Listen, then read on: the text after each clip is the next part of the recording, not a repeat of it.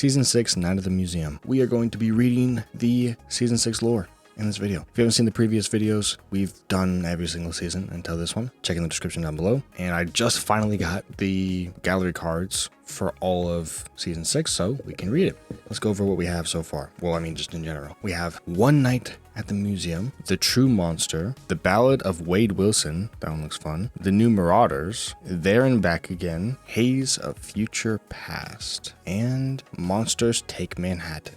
The first one is One Night at the Museum, where we got the Collector.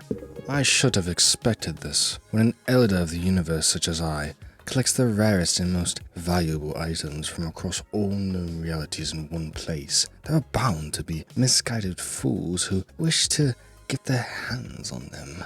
I built my glorious new gallery to make sure that none of my prized possessions would ever be liberated from their permanent displays. So much for that. Fortunately, I have others in my service devoted to eliminating these intruders and returning the item they absconded with. While they clean up this mess, however, I must consider exactly what they stole and why they stole it. And to do so, I must look back on how the artifact came into my possession in the first place, not so long ago. He arrived in our domain in the dead of night, a burst of flame and a stench of brimstone announcing his presence. The other elders wanted nothing to do with him. After all, we are not known for having the kindest of souls, a fact that makes ours even more delectable to a lord of the underworld like Mephisto.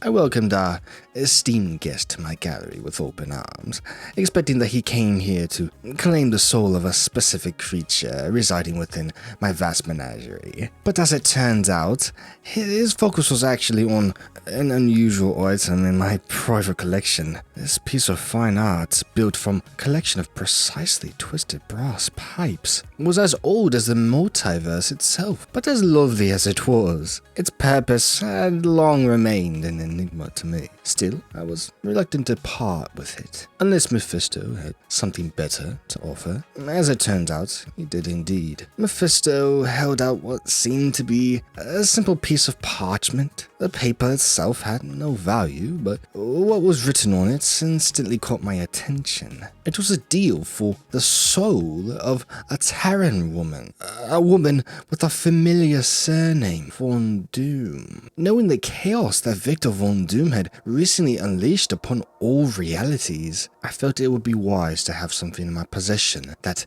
offered me leverage over him when the inevitable time came that he challenged me and my fellow elders. And to acquire it for the price of a twisted pile of scraps seemed to be the steal of the millennium. Mephisto said he was extremely satisfied that we had achieved a concordance, taking the sculpture and disappearing back to whatever hell he crawled out of. And I was left with a new treasure for my gallery, at least until my fellow elder, the Grandmaster, hired some Terrans to liberate it. I never imagined they would be able to break through all of my defense measures to steal it. Wherever he is, I am certain Mephisto was laughing at me, but these thieves will soon discover the joke is on them. Second one, The True Monster, which looks like we're speaking as Elsa, which means we have more British accent to do. So with that, the voice is gonna sound pretty similar.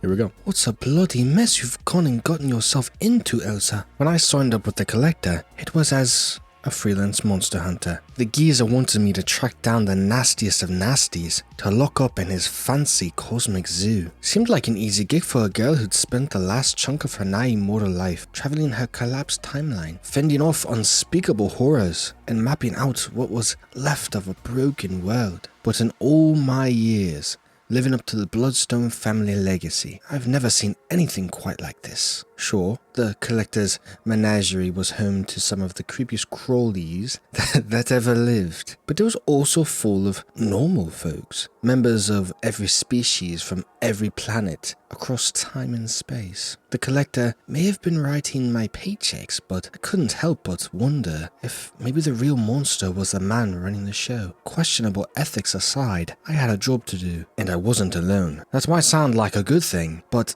somehow I'd been saddled with the worst possible partner I could have ever imagined. Wade Wilson, aka Deadpool, the only mercenary I know who's got more jokes than bullets. Not exactly my type of bloke. And if I didn't despise him enough already, it turns out he was the only one who'd been rounding up these innocent beings while I was busy gathering those ghouls. When Wade told me that the collector was making his captives fight each other for sport, my blood began to boil. I was almost ready to hang up my shotguns, but then the alarm started blaring. 2 mutants from back home on Earth had apparently run off with one of my new boss's most valuable possessions. Served him right, if I'm being honest. The collector ordered Deadpool to track them down, fully aware that my contract implicitly stated that I hunted monsters only. He also knew that Wade would gladly betray anyone for a few lousy quid, but who my so-called partner betrayed next surprised even me. Apparently, when he recognized one of the thieves, an X-Men named Rogue,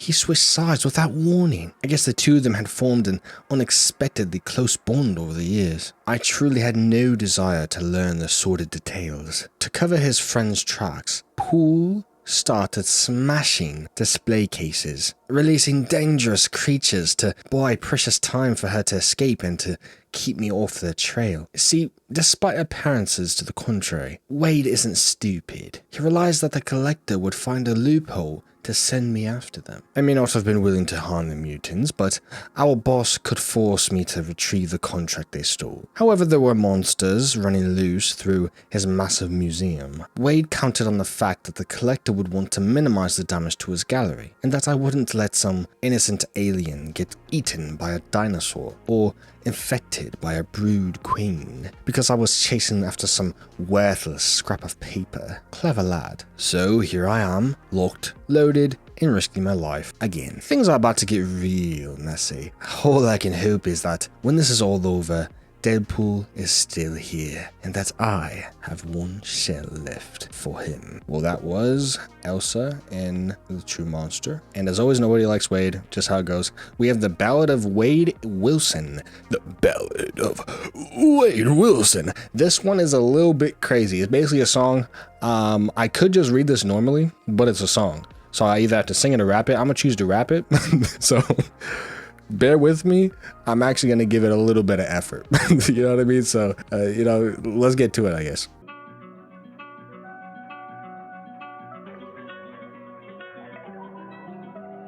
Gather round kids, don't be afraid. Singing a song about a guy named Wade. Know the name, he's pretty cool. Work with the mouth, they call him Deadpool. Takes a job, wants a bill. Doesn't ask questions, been hunt to kill. World fell down, lines got mangled. Wade grabbed the bait, that big man dangled. Collector saw Wade, needed a gig. Offered a deal, stupidly big. Find the life, unique creatures, put him in a glass. Gallery features, Wade knew the deal was a little sus. Still hopped on Dr. Strange's bus. Moved through the stars, grabbing a wheel. Said he was saving, doing this deal. Lock him away, big glass cases. Waiting the looks on their faces. Deep in gut, he knew was wrong. Till the X-Men came right along. 2 mutants hit museum heist. Wade went hunt, but he thought twice. So the target chase had to end. Couldn't kill Rogue, his best friend. Wade flipped script in a fit of rage. Have the breeze break out of a cage. Give the team the time to escape. Put Wade Wilson in a scrape. Boss didn't hire Wade alone. Also had a girl named Bloodstone. Elsa came for the monsters freed. Knew she coming for him with some speed. Elsa dropped all ships and types. Dinos, frogs, and godly gripes. Right when she aimed for our dude, Wade got jumped by a nasty brood. Brood wasn't ugly, she was mean. Space roach, genuine but queen. Stung his gut with nasty tail. Planted eggs, Deadpool for frail. Brood kept hitting fast, fading fast. Looking at his mission last. Bounced bullets right off the queen. Wade stopped caring about the green. What good money, find some peace. Life was rental, finish lease. If it's end, isn't it bad? Dying cage, but he's a dad. But he's a dad. So that was interesting. I don't know what they're really doing with this right now. I don't like. Here's what happened. All right, when I was doing that, it took a lot longer than it seems. It took me a decent amount of time to really get that down. I kept having to repeat the rhyme or the rap too often because I'm just not good at rapping at all. So I tried, but basically what I did was I had to change how they originally did it. So like the words, I'll actually let you know right now. Like obviously what I was saying was not exactly verbatim what it said. It's just paraphrasing. I basically, in a sense, shortened it so that it was easier to rap for me, because the original words were just too long-winded and weren't really good for rapping. So I didn't really use the original words. I just kind of shortened them like heavy. So keep that in mind. That's what I did, but you get the gist of it even from what I'm saying. If you for some reason are like, okay, but I want the specific words, I'll give you a link in the description down below. You can go ahead and look at the full thing for yourself. I mean, I'm going to start giving links to everything. So if you ever want to see the text in general, like the full original text, you can always just check in the description down below. Either way, that took a little longer than I thought. Not for you, it's like an instant, it just happened. But for me, that took like hours. Anyway, what are we doing? Oh yeah, back to the next one. The New Marauders. That's what we're on. The New Marauders. Go over this for me one more time, Emma, Iron Man said, from the helm of the New Marauder, just to make sure I've got it right. I thought you were one of the most brilliant men alive, Tony, Emma responded. I am, Iron Man said. I upgraded your fancy yacht into a fully functional deep space transport, didn't I? It's just the mission itself I'm still trying to wrap my head around. I suppose I can't fault you for failing to comprehend Deadpool's brand of lunacy, Emma replied. I've gotten used to it over time, but this is particularly bizarre even for him. I know what happened in the Collector's Gallery, Iron Man said, but after that's when things truly spiraled out of control. Emma said. Gambit and Rogue were fugitives, and Deadpool had changed sides to help them. As a distraction, he released some of the most dangerous creatures in the Collector's menagerie. Why do they keep using that word? I can't. But after he and that red-haired huntress sparred for several rounds, he turned his escape plan into a rescue mission. It was the last thing I expected from him, Solix said, as she and the ship's other crew members, Venom and Punisher, entered the bridge. He's full of surprises, Emma said, and they just keep coming. Deadpool had clearly intended to use that enchanted school bus he stole from Doctor Strange as an escape vessel, but the Contemplator's spirit energy transformed it into a garish monstrosity that I can't even begin to describe. It was a pool float, Venom chimed in. shaped like a ducky. Yes, well, Emma continued, there was no way it could have held all of the creatures Deadpool was trying to liberate. But that's when my sweet baby swam in to save the day. You're talking about the shark, right? The Punisher asked. His name is Jeffrey, Emma snapped, and he is a land shark, one who apparently has ingested a healthy dose of pin particles at some point. I remember that, Solix said. It was back when we first escaped the Collector's Gallery together. My handsome little man used those particles to shrink down the refugees and load them onto the ducky, Emma said. Then they traveled through the Grand Garden until they reached the Contemplator's sensor. I think that's how you say that. It's spelled C-E-N-S-E-R. I think that's sensor. Using the sensor to fill the lifeboat with mysterious gas. Ooh. And Deadpool suddenly vented it, like Among Us, launching them into the depths of space. And now we're scouring the stars searching for them, Iron Man said. Do you realize how big space is, Emma? Our chances of finding them are smaller than Ant-Man's. We have located them, Venom interrupted, much to Tony's surprise. Jeffy wore a symbiote not long ago, so we can still feel him through our hive mind. Well, how about that? Iron Man shrugged. Guess our mission's a success after all. Should be smooth sailing from here on. Don't jinx us, darling, Emma replied cautiously. After all, it's a long journey back to Krakoa, and we're about to welcome Deadpool on board. Anything could happen. That was the New Marauders. And now we have There and Back Again. With, of course, the marriage of Gambit and Rogue. And seeing as this one, There and Back Again, is Gambit talking, you know this is about to be a stinky one for me because I am not the best at my accent for Cajun accent, but I at least try. And trying is all that matters, so bear with me once again. We've been here before, Cher. Set our vows and celebrate our love. And then, right on cue, a world for the pieces. But even after all we gone through together, since the first time I put a ring on that pretty little finger of yours, Well, try to at least. there's still no doubt in my mind that I'd say I do a million more times. Not gonna lie though, for a minute there, I wasn't so sure we'd get another chance to finish what we started. The Collector had us on the run. Deadpool launched us into space. And even after we got rescued by Emma and a crew of Marauders, I wasn't convinced the Quiet Council was ever gonna let us come back to Krakoa. Not after what Magneto told you in the Grand Garden. He said you was a threat to our people, that your powers were out of control, but instead of running away from it all, we took it as a challenge. You harnessed our power and proved them wrong. It's like you proved so many people wrong about you so many times in your life. That's one of the things I love most about you, Anna Marie. You don't care what other people got to say. You follow your heart, and I'm the luckiest man alive that it led you to me. Not sure I've always been worthy of the love you give me, but I've been trying my best. That whole caper in space was just my way of getting you the perfect ring after your first one got ducked into the time stream. Even though my deal with the Grandmaster fell apart, Emma helped me finish the job. She turned that Cornovium die the Grandmaster hadn't had time to reclaim into a pair of wedding rings. The crystal's power may be long gone, but it still sparkles almost as brightly as your eyes.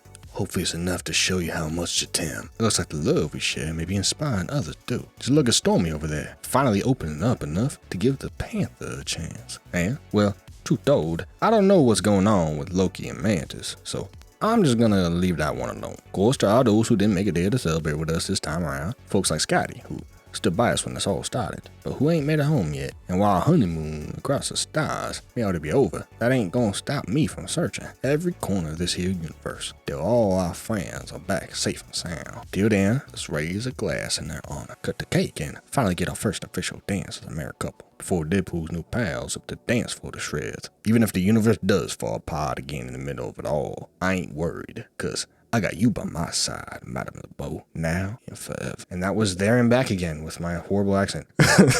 Anyway, to the next one. We have Doom crashing out, as always, it looks like.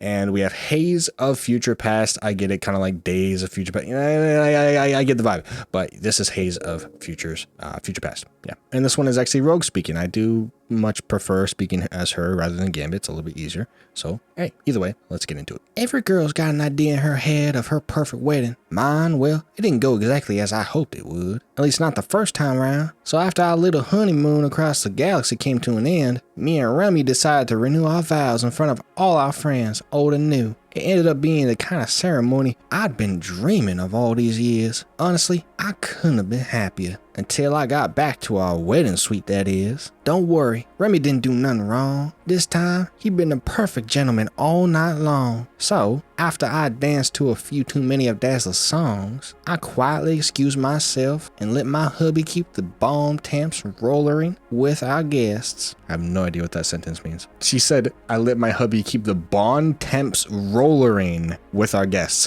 What are you yapping about? I'd barely kicked off my fancy shoes before I realized I wasn't alone in the room. I thought maybe Remy had come back early to surprise me, but when I turned around, I saw my own face reflected in the metal mask of Dr. Doom, the one from this there future Krakoa ended up in. Emmett told me about how he betrayed her at the Hellfire Gala, and it looked like he was back to crash another party. Naturally, I lunged straight toward him, ready to land a super-powered fist to his tin-plated face. But before I could get to satisfaction, he shot me with some sort of high-tech weapon that instantly shut off my mutant abilities. While I was down and out, he searched the room till he found what he was looking for, the contract Remy and I stole from the collector's gallery. As soon as he had his hands on it, Doom fell to his knees, ripping off his mask and crying out in agony. When he dropped the contract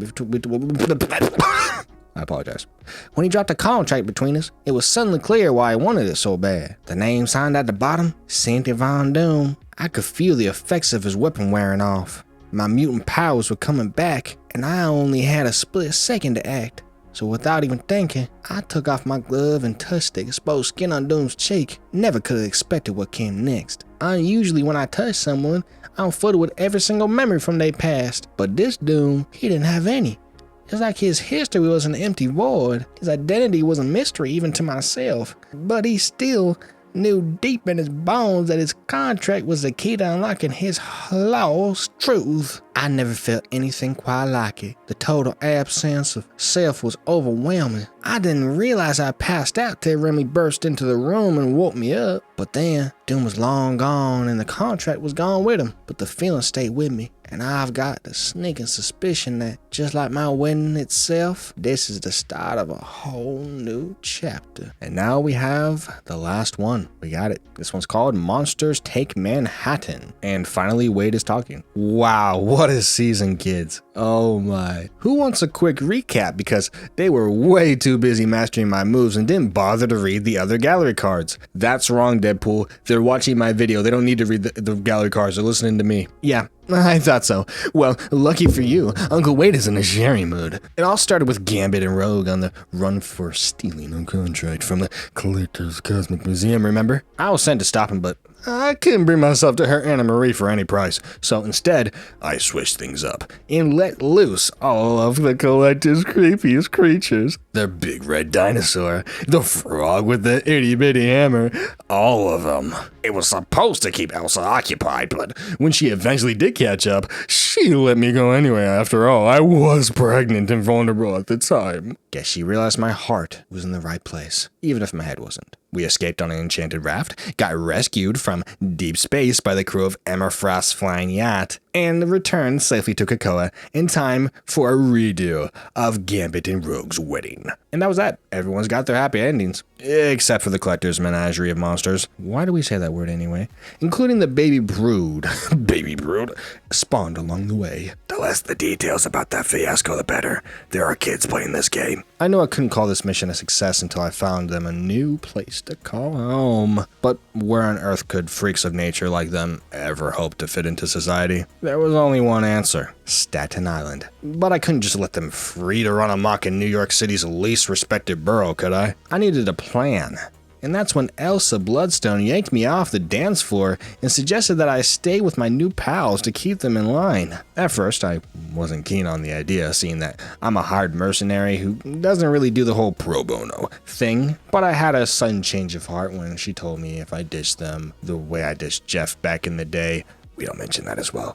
There'd always be some other collector sniffing around this ragtag crew of monster pals. It also helped that she was offering a significant chunk of her family fortune to fund the endeavor. And that brings us to now. Magic and Scarlet Witch work together to open a portal across time and space, bringing me back to the New York of my era. And with a little help from my beastly buddies and my old pal Jeffy, I'm building a new monster kingdom. And every kingdom needs a king, right? But I guess who gets to wear the crown? It's me, Deadpool. Still, even with a holy all-consuming mission blazing inside my heart, I can't seem to get the ferry to take me over to Manhattan. Rumor has it, whoever is in charge over there has put the city on lockdown. Guess it's a good thing your boy Wade has a way of showing up wherever he's least wanted. I'm just going to be honest with you, I have no idea what just got into me right there. But either way, that's Monsters Take Manhattan, and they're going to Manhattan. I mean, it's in the name. So I guess that's going to be the next season. We're going back to New York like we in season 1. They milk in New York, I guess. I mean, there's so many heroes there, so much happening there, so I get it. But yeah, I guess they're just going back there. That should be fun. But I think this season was pretty much not as good as the last season, but I still think it's pretty fun. I do like it. I think that it's a really fun, actually fun season. It's not super serious, and it's fun to read. It's not long-winded about just boring stuff. It's no, it's just fun to read. My favorite thing to do, or one of my favorite things to do, is read in Rogue in her voice, and also Gambit, even though he's hard, because even though he's hard to voice, I still kind of like doing it and trying it out. And I love doing Deadpool. It's so fun. So I wanted him to speak more, but he didn't. So that's pretty sad. And also I like the British accent. So all the accents in here, all the type of stuff that I was doing in here, they're all good. I had no problems with any of them. I loved it. None of that annoying Doom or Ultron yapping or some big bad evil guy talking over and talking all long-winded and evil. It's none of that stupid stuff. We get just the funny stuff and the stupid stuff, which makes sense for this season for this game, because this game is literally a joke. Not even in a rude or mean way. It's genuinely a joke. So I mean, kind of fits, you know what I mean? But either way, this took a little too long. The only reason it did is because of that rap that I did, which that's something that exists now. But either way, I hope you enjoyed this video. If you did, make sure to smash like. Dislike if you didn't like it though. I mean, that's up to you. Comment down below what you think. Check the description for the playlist where all of the rest of the videos of this lore series are, and more videos on my channel. And subscribing, it's very, very, very useful for you to do that type of thing and subscribe to the channel if you want more content.